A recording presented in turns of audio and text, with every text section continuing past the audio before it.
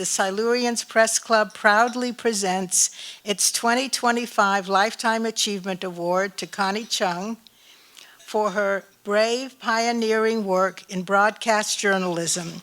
She is an inspirational and groundbreaking leader of the profession.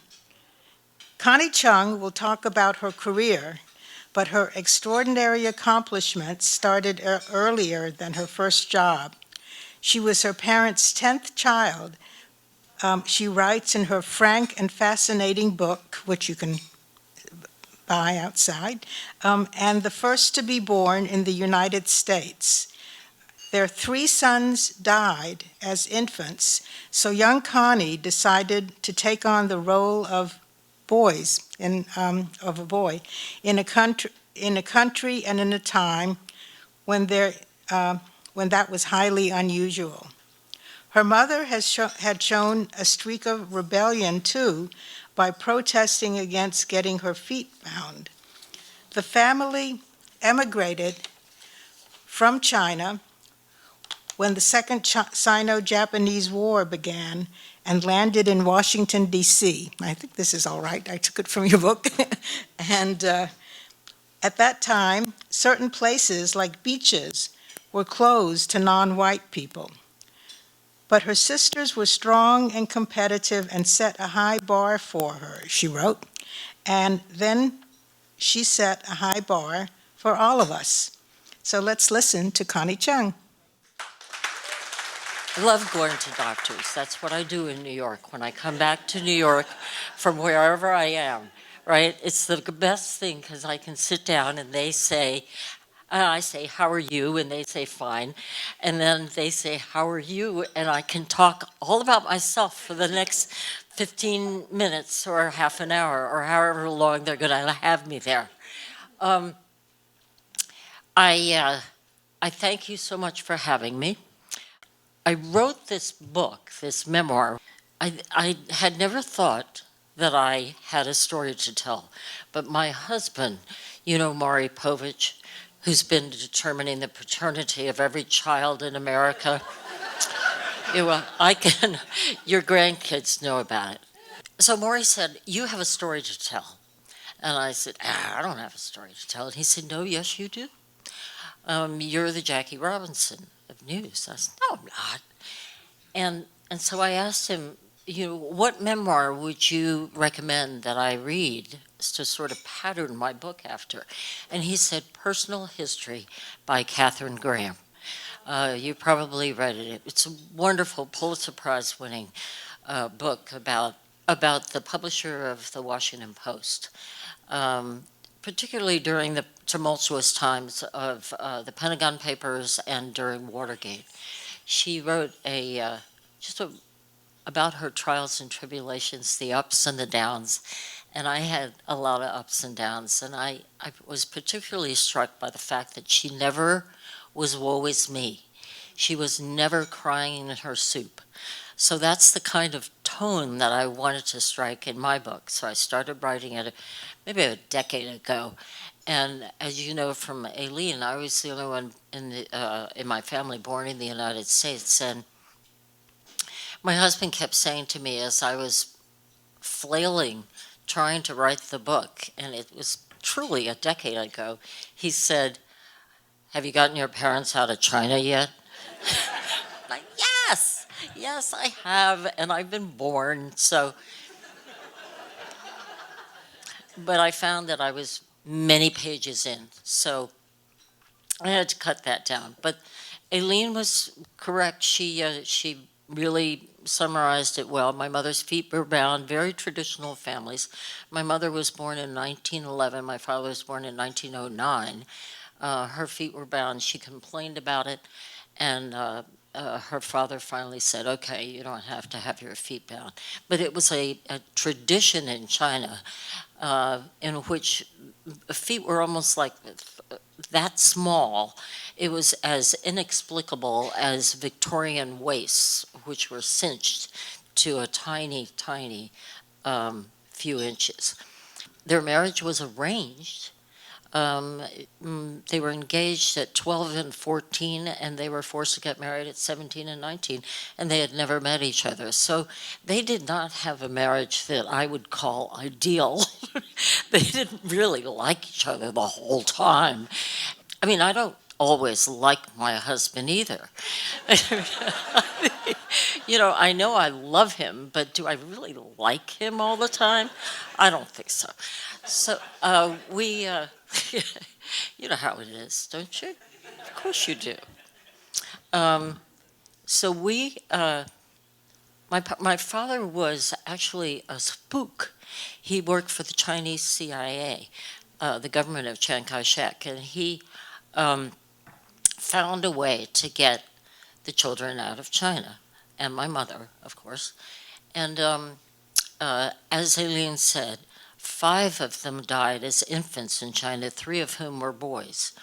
And in China, you don't want girls. All you want are boys because they carry on the family name. Well, fast forward a few years later, my father wrote me a letter, and he said, perhaps someday you can carry on the name Chung and tell everyone how the Chung family came to the United States. So I actually took that seriously. I decided I'd be the son that my father and mother never had. So when I decided to get into the news business, when I worked for a congressman on Capitol Hill, and he was a corrupt guy who got out before they got to him. But anyway, I watched reporters in action, and I thought, oh, this is fascinating, because the people on Capitol Hill at that time, the members of Congress and the senators, were rock stars to me, because they were people who I respected and emulated. Now it's not the case, but that's another discussion. I essentially got into the news business thanks to the Civil Rights Law in 1964, passed in 1964. What I found was that there was an incredible number of men. I mean, just, there were everywhere where I looked, everywhere in the newsroom, it was a man. And not that there's anything wrong with it, they were all white. And I'm looking around and going, oh, really? This is the way it is. It was Stan Bernard. Do you know Stan Bernard? Tony Guida, the people that I competed with, Tony. Stan was NBC at the time. And, all white men.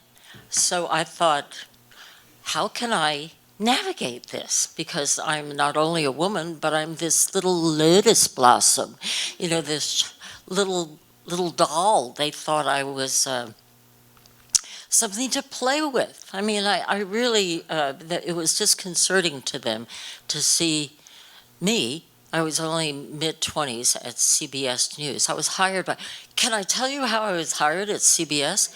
I was working for a local station covering, local news in Washington, D.C., because I was born in Washington. That's where I started. And Bill Small, who was the bureau chief of CBS in Washington, happened to be eating at this Tony French restaurant in Washington called Le Provençal. And this restaurant had been cited for health violations. So I was covering the story for local news. I marched in there just like Mike Wallace would have done, and cameras rolling, and I said, I demanded to speak to the owner and why he was cited for health violations and what he was going to do about it. Bill Small saw me and he gave me his card. And I thought, wow. And he said, call me. So I figured, let's see, he'll be back from lunch in about 20 minutes.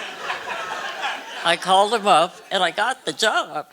I became a reporter at CBS News, which was at that time the Tiffany Network. It was not the mess it is now.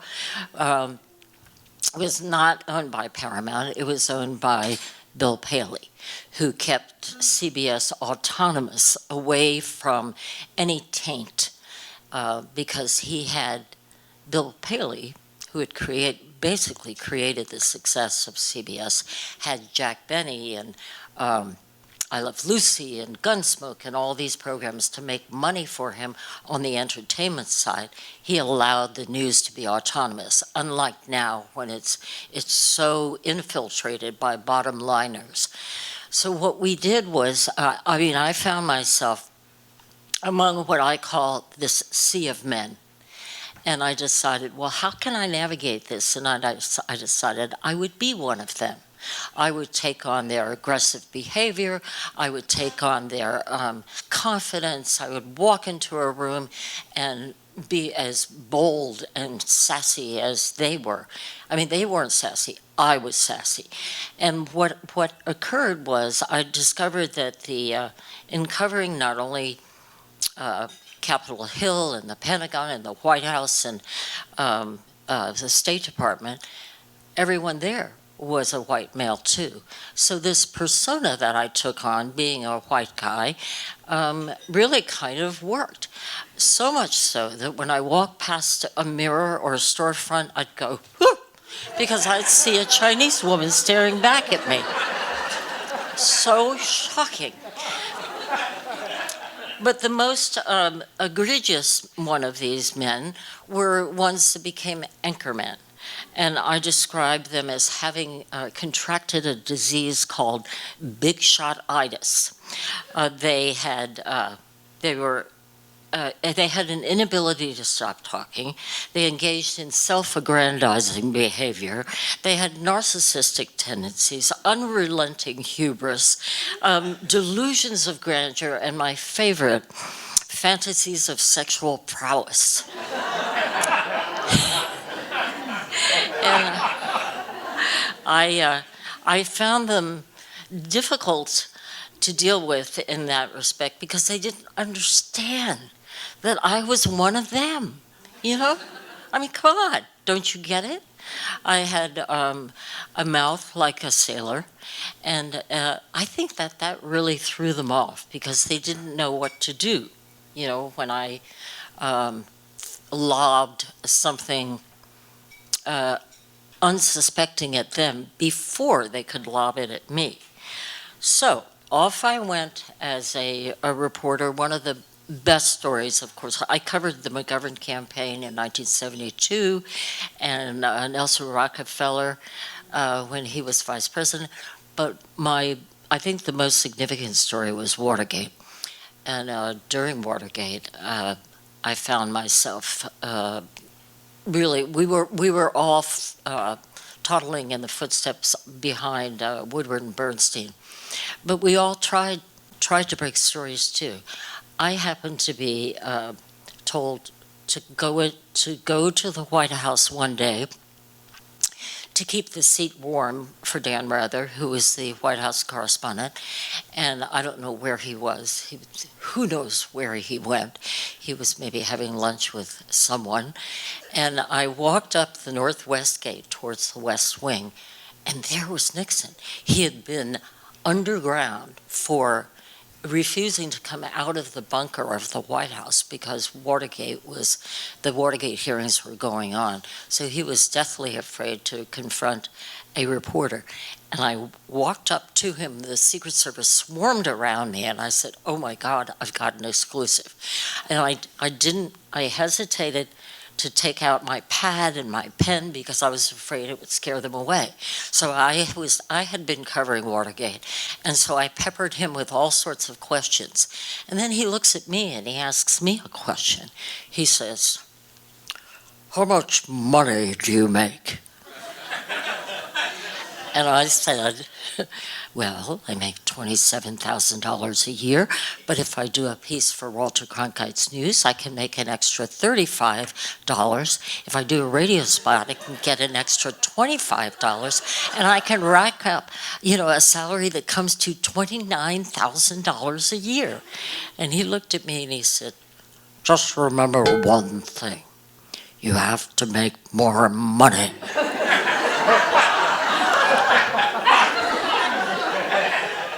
And I'm saying, what the? And so I go to the press room, and Helen Thomas, the dean, Helen, I loved Helen. Helen said, "What'd he say? What'd he say? What'd he say?" And I said, "I don't know what he said, Helen." To this day, I have no idea what he said. It could have been a scoop, coulda, shoulda, woulda. Well, anyway, I began going through the wars of CBS. I mean, they used to say that the stains on the carpet, industrial carpet, are coffee at NBC, but at CBS it's blood. So Kyle Good, my dear friend Kyle Good, who I have known forever, we are sitting next to each other today, and I'm thrilled to be sitting next to Kyle. She and I suffered the slings and arrows of those pigs at CBS News, right? And so we both actually, I'm not sure, what year did you go to NBC? 87, okay. I went, let's see, yada, yada, yada, 84, yeah, in the 80s. So we both fled to NBC, and it was a good place at the time. Before it was taken over by General Electric. Again, the bottom liners, who are looking to make money rather than making news. I mean, being in the news business. So, you know what? I just want to keep my eye on, right? Eileen, I gotta, hustle along. I found myself, and that's when, Stan, you were at NBC, right? Yeah. 74, all the way until when? 91. You must be very old. Well, you're what? 92? Oh, my God. You gotta love America. You get applause for being 92 and being ambulatory, Jesus. Stan, you look great. Oh, thank you. But it's not, I don't know. I got it all hanging down now, so it's the Bowser look. It's all hanging down here. And I thought, I can't do this because then I look more Chinese. See, not that there's anything wrong with it. There's nothing wrong with it. So I eventually landed. You know what? Leslie Stahl and I. Oh, I forgot to tell you why the 1964 civil rights law played a profound effect. You know what? That's where I got lost. It's not unusual for old people to get lost. No, Lynn Povich Shepherd, she and other Newsweek women who had been relegated to just researcher jobs and could not move up to reporter, writer, editor, anything like. They met in the ladies' room and filed a class action lawsuit against the Washington Post, and what resulted was a winning case. And what they did was they claimed discrimination against women. Because of the civil rights law, it created the Equal Employment Opportunities Commission. And the result of that action led to other news organizations, including CBS, to begin hiring women because they were afraid of having an uprising of women at their organizations. That was one of the reasons why I was hired by Bill Small at CBS, because CBS, NBC, ABC were all fearful of these lawsuits. So, rolling forward the videotape, both Kyle and I suffered the slings and arrows at a very piggish CBS, so we went to NBC, which was fine for a while, but then they were bought by GE. I eventually, Leslie Stahl was a dear close friend of mine because she was hired at CBS around the same time I was.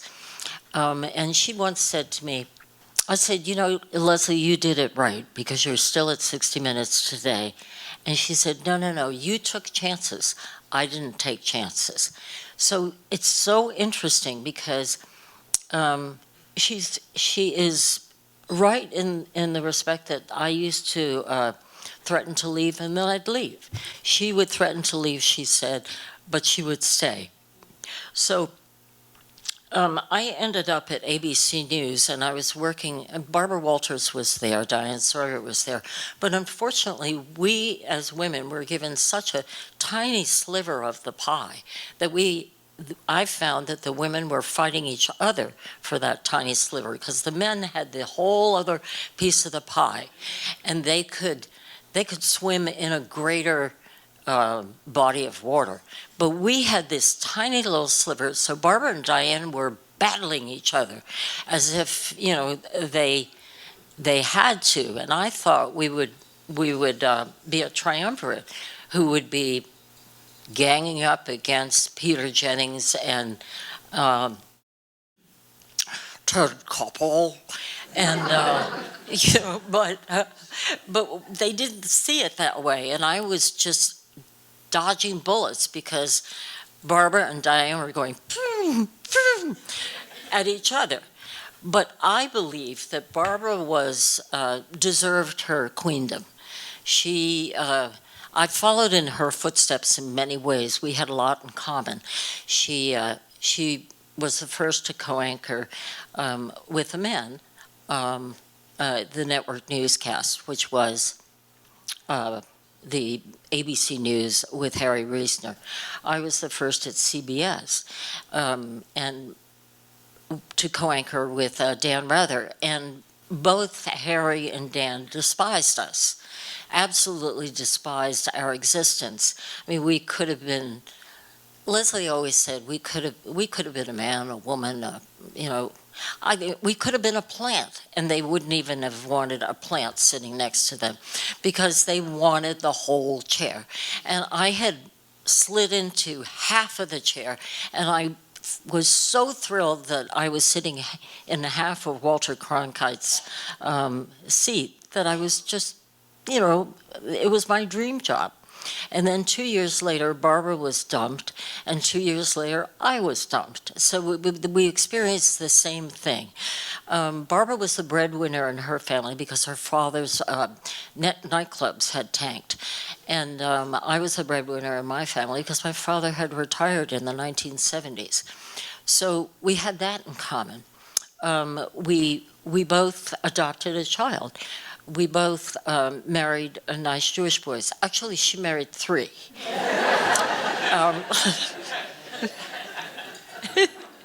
And so I respected Barbara. When I was at ABC News, it was really scary for me because she was really, really strong and powerful. But prior to that, she was, oh, Connie, you know, she mommed me, and she would write me notes and everything. But as soon as I was planted in the same network, it was really scary because she had power and she was not. I mean, she wanted to hold on to her power, but I was okay with that. When I was assigned to go to a city during the millennium to celebrate the year 2000, I was assigned to go to Paris. But then the vice president came down to see me and he says, Barbara wants to go to Paris. And I went, okay, where am I going? And they said, Las Vegas. All right, so so finally, because tick, tick, tick, in writing my book, I had such a hard time figuring out how do I end this, you know? I mean, do I have an ending? And in 2019, where are you going, Tony? I'm going to ask you some questions when you're done. Oh, okay. He loves the microphone. Just like I do. This is mine. You're not on. But you're not on yet. I thought I love you, Tony. We Coulda, well, we'll talk. We could have. coulda, shoulda. Coulda, shoulda, woulda, but didn't. Whoa. Yeah. Woo. So 2019 comes along, and a young woman named Connie Wong, W-A-N-G, not your mommy, Connie. Who are you the student? No, there, right? Hi, Connie. Connie Wong calls me and says, she cold emailed me and said she was named after me. I said, what? We have to talk on the phone. So we talked on the phone, and she said, she came to the United States with her parents from China, from communist China, and she was only 3 years old. They settled in the Midwest. They said, you have to have an American name. What name would you like? And she's only 3 years old, so she knows what she sees on television, and she says, Connie or Elmo.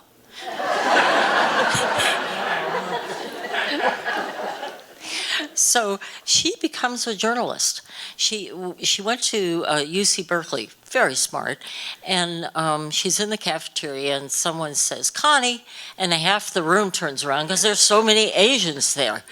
And so she says, something's going on. She was trying to get her email address for the school email address, and she couldn't get it. So she ends up as a reporter for Refinery 29, and she discovers that there's a sisterhood of Connies, a whole generation of Connies named after me in the 70s, 80s, and 90s. Wow. So she writes this article for the New York Times. It's called Generation Connie. It is at the front page of the opinion section, and you can Google it if you know how, because I see a lot of people with gray and white hair, and you really ought to get to know a computer. You know, if you don't, ask your child, who's no longer a child. They're old people too, I know. And then, or you ask your grandkids. They're the ones. Ask them to Google Generation Connie in the New York Times opinion section. It's the most incredible, because you are a journalist, you know something, you recognize good writing. She's a good writer. So what she discovered were these Connies existed. The photo editor from the New York Times opinion section decided to gather them together for a photo session and put me in the middle. And it was the most glorious day. It was a Sunday, and I walked in and I saw this 3 tiers of Connies. And I went, when I went on my book tour, I met more Connies. There are untold numbers of Connies. I even met a Connie Chung in drag. And so how good is that? You know, that was the perfect denouement for my book, and it had a wonderful, uplifting ending for me, instead of, you know, something like, oh, I'm chopped liver, which is what I always thought I was. But my husband told me, I'm not chopped liver, I'm Jackie Robinson. So I now believe him. Not that I believe everything he tells me, but I believe him now. But I have one more thing to leave with you. The question is getting this award, Silurian Award, great? Yes, it's wonderful to receive it from journalists who know what it's like to be a journalist and what we're searching for, that we're looking for truth. And there's a dearth of truth these days out there, and if there is no better time to be a reporter than now. And but is that better? Or is it better that I actually have a strain of weed named after me? Yes, Connie Chung weed. And it's online if you get your grandchild to go online. I'm easy to grow, and I have a nice scent, and I don't give you the crazies too much. Not that you ever smoked weed. You're just like Bill Clinton, you know, you never inhaled, right? Oh, nobody's admitting anything. And the best part about my namesake weed is that my marijuana is low maintenance. So I thank you so much for having me.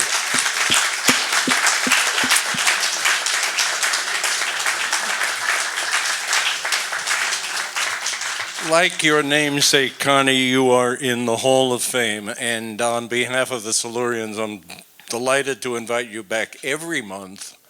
And you name your fee, and we'll meet it. Oh my God. You mean I could have been paid? Yeah. But now we have questions for a few. If you can take a few questions. Sure. Where Sure. are we? Are we okay, huh? Here's our first. I do have a question, but first I want to put in a good word for local journalism.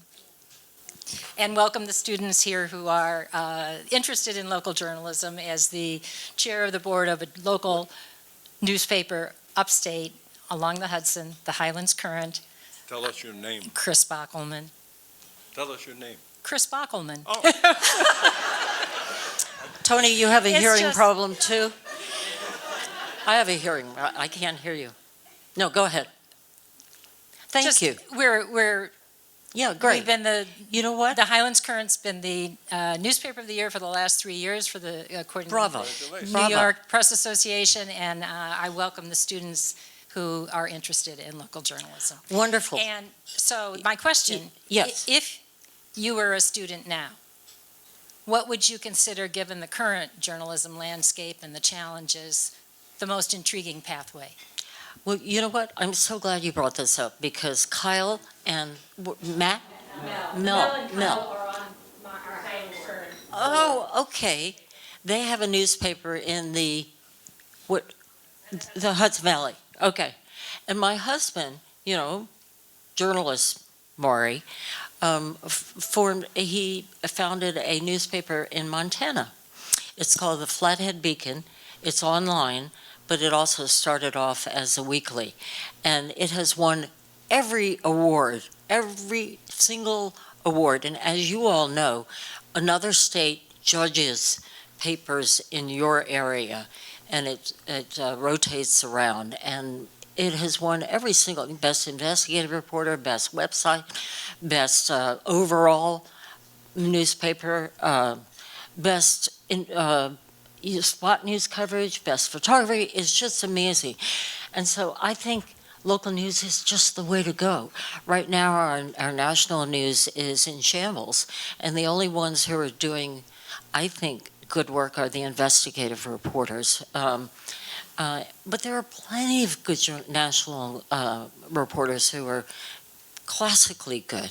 It's just we've taken a bad turn. The pendulum has swung in the wrong direction, and local news is the way to go. And perhaps locally, with my husband's newspaper, with your group, little by little, we can bring national news back to where it should be.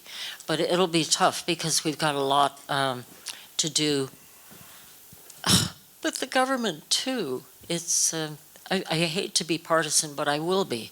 It's just horrific to imagine what the clock that needs to be turned back again. Tony. Hi, I'm Katrina, and I'm a student, and I'm aspiring to be a news anchor as well someday. And my grandmother watched you, and my mother too. And so I'm wondering, what kind of advice do you have for future news anchors?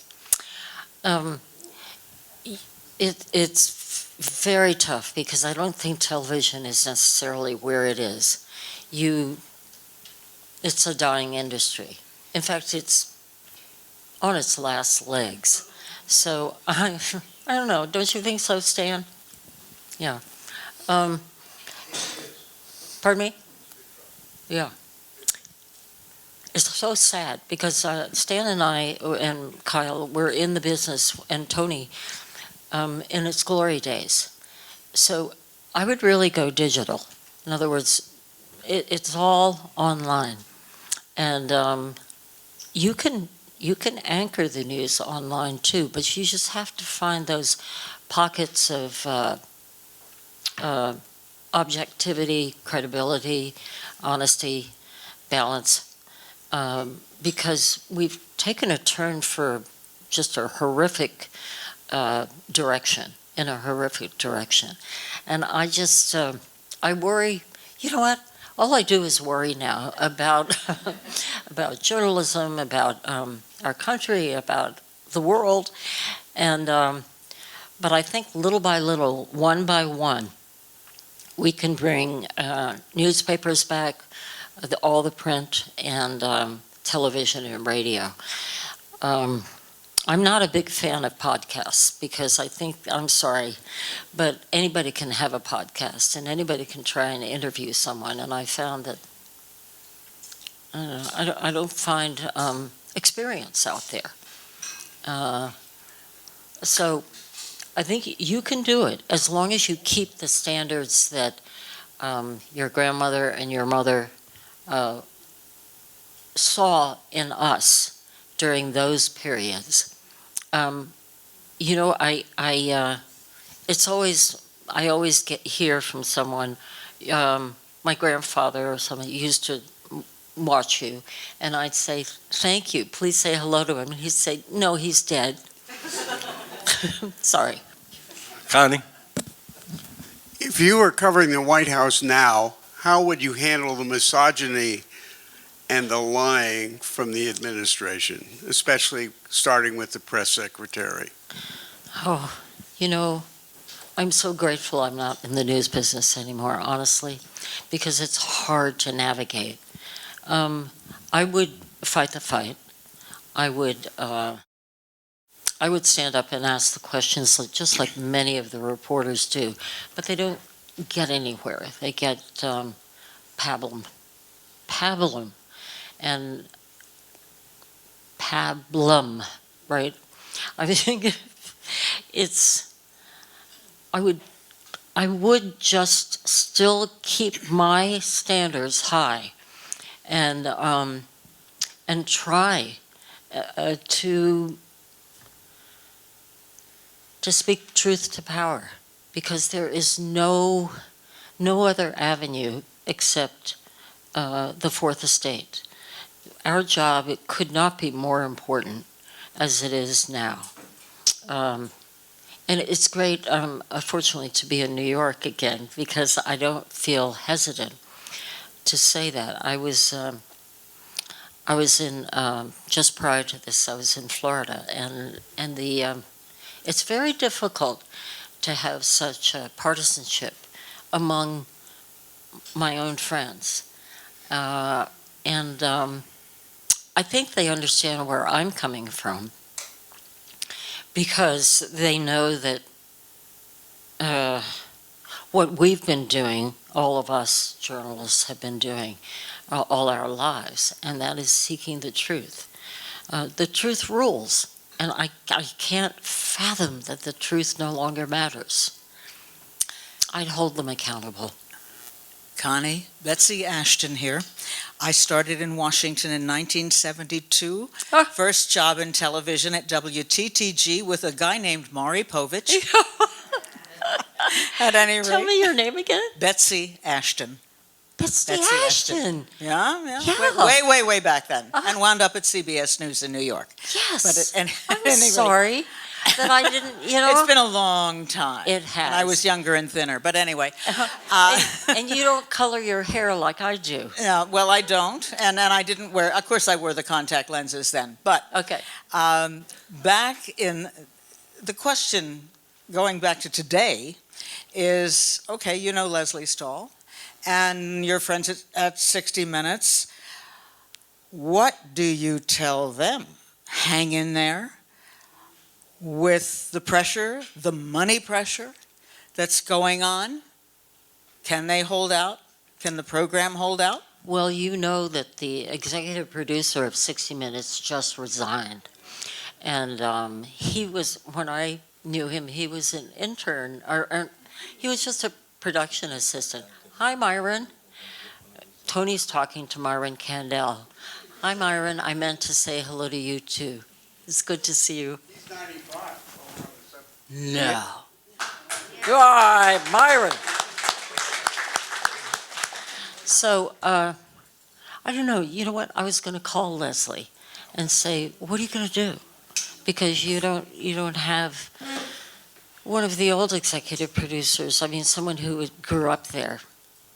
But it's 60 Minutes, even though it does great stories. I've been watching it more lately, and they're great stories. And they're done by terrific reporters.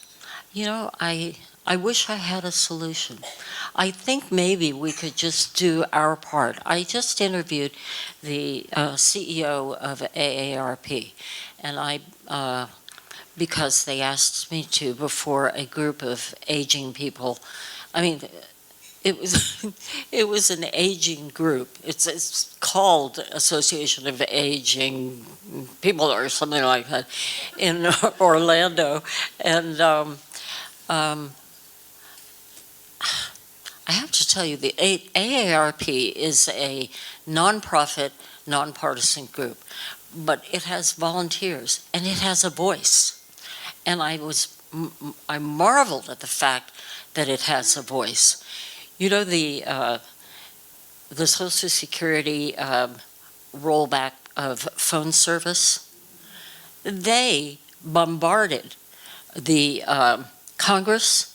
They got more than 2 million people to call members of lawmakers. They effectively got the White House to retreat. And that's why that phone service is back. Now that is power. That's speaking power, truth to power. And I'm trying to think of what can I do, or should I just go take a nap, And so I think we can do our part. It's just that it's tough, so tough, through local news, through AARP, through having a voice. We don't have to sit back and watch it evaporate, our democracy evaporate. We hope you'll indulge us for 2 more questions. This one from a Columbia journalism student, and then from the dean of the Silurians, Mike Kandel. Okay. First, what's your name? I'm Jessica. I'm Chinese and a journalist, but not named Connie. So You're Chinese and a journalist. And a journalist, yeah. But not named Connie. So not named Connie. I got I'll you. talk to my parents about that. Absolutely. So Sounds good. I'll follow up. I appreciate what you said about local journalism and digital, mostly because I'm relieved because I'm going into that. But, local journalism is all about covering things that a lot of people aren't. So are there types of stories or stories that you would like to see young local journalists cover more of? Well, you know what? National news is local news. In other words, every story you see nationally was originally a local news story. And if national news would stop reading the newspaper and saying, well, this is our assignment sheet for today. You know how they used to do that, Kyle? It was ridiculous. They never instituted self-investigation. So that's why local news is so important, because every single national story was 30 seconds prior to that a local news story, and then it became national. So that's why local news is so critical. It's so important, because we can shape the dialogue nationally through local news. And I had always thought that when I was in local news, how important local news was. And then when I got to national news, we have this horrible propensity just to cover what is right in front of our faces and not dig deeper into a good story. Print media does, not as much on television. Mike Kandel. Oh, Connie, Tell us Myron. the worst experience you've ever had on television and the best. Oh my goodness. The worst and the best. Working with Dan Rather was the worst.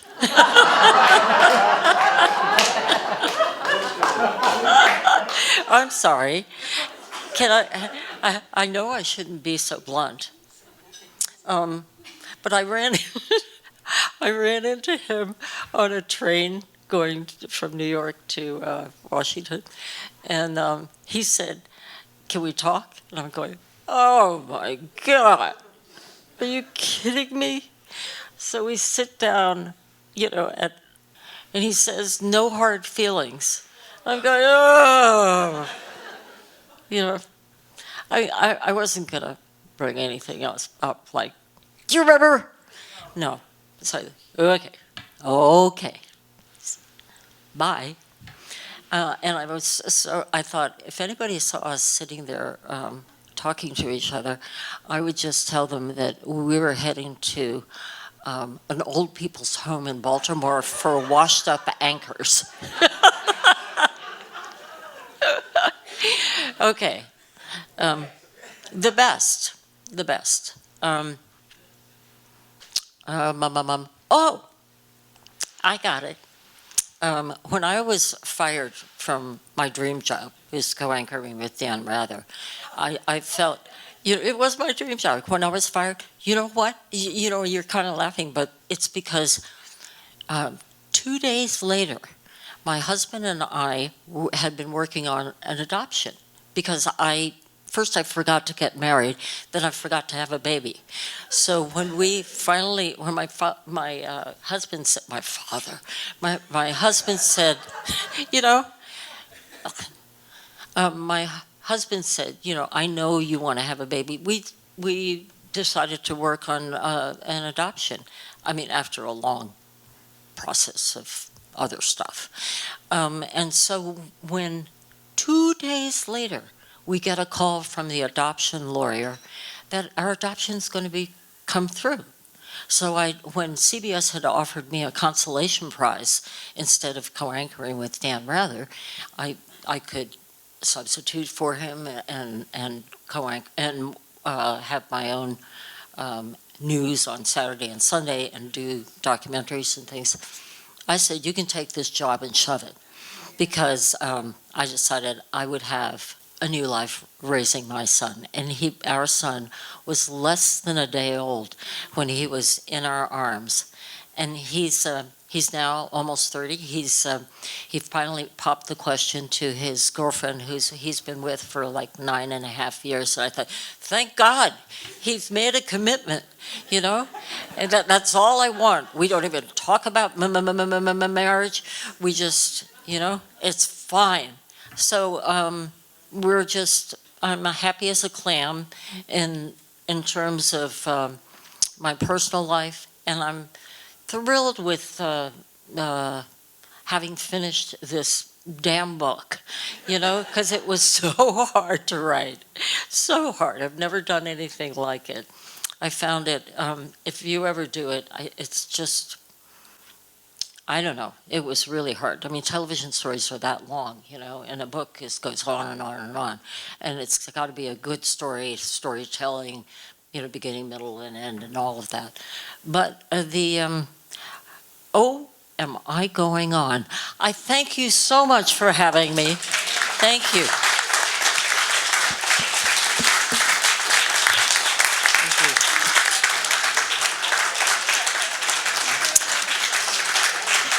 Can I have dessert now? Thank you.